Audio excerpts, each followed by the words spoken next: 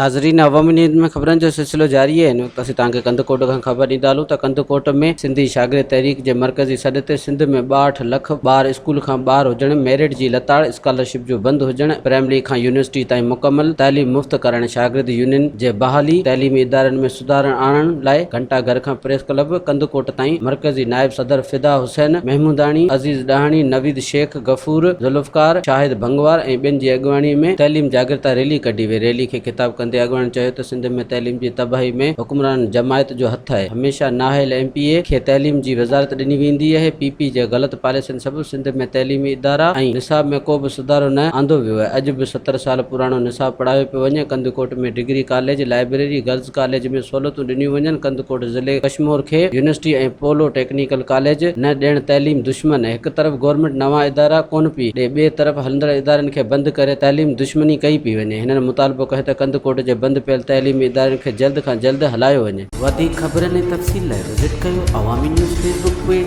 YouTube page ऐं अवामी news website.